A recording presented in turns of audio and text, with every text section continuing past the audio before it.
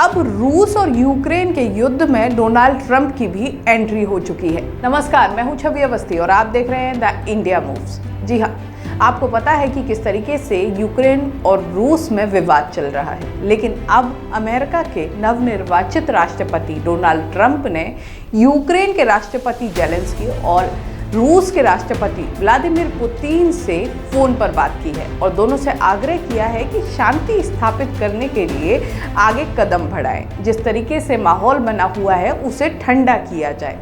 लेकिन इससे पहले ही जो बाइडेन ने एक बड़ा कदम उठा लिया। दरअसल जनवरी में जो डोनाल्ड ट्रंप हैं वो राष्ट्रपति पद की शपथ लेने वाले हैं, लेकिन उससे पहले ही जो वहाँ के अभी राष्ट्रपति रह चुके हैं अमेरिका के जो बाइडेन, उन्होंने एक ऐसा कदम उठाया है जिससे स्थिति कुछ और ही नजर आती है। जो बाइडेन ने यूक्रेन को अनुमति दे दी कि वो रूस पर जो उनके द्वारा भेजी गई मिसाइल हैं उनसे हमला कर सके।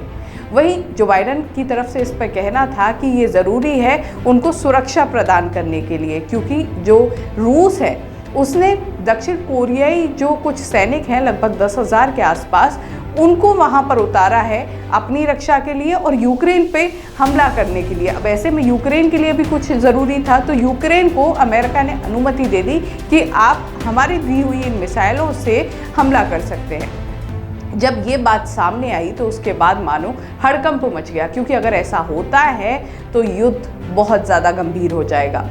वहीं जो डोनाल्ड ट्रंप हैं, उनके जो बड़े बेटे हैं डोनाल्ड ट्रंप जूनियर, उनका भी इस मसले पर कहना है कि मेरे पिता शांति स्थापित करना चाहते हैं, लेकिन जिस तरीके से अभी आगे ये कदम बढ़ाया गया है उससे आगे मुश्किल हो सकती है।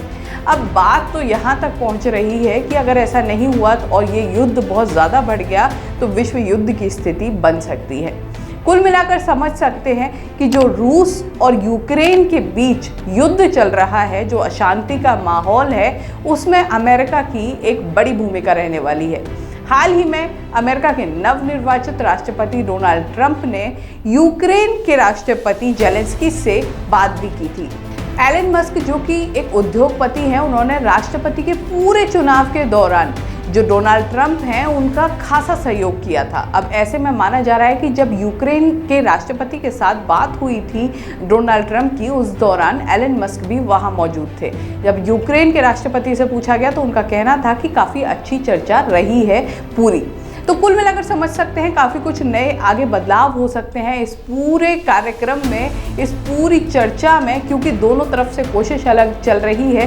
वहीं जनवरी में जो डोनाल्ड ट्रंप हैं वो शपथ लेंगे। अब ऐसे में आगे देखना होगा कि क्या कुछ रहता है और कैसे रूस और यूक्रेन के बीच जो ये युद्ध चल रहा है इसमें शांति व्यवस्था बनाई जाती है या फिर और युद्ध में आग लगाई जाती है। इस तरह की खबरों के लिए देखते रहिए द इंडिया मूव्स। चैनल को ज़रूर सब्सक्राइब कीजिए। नमस्कार।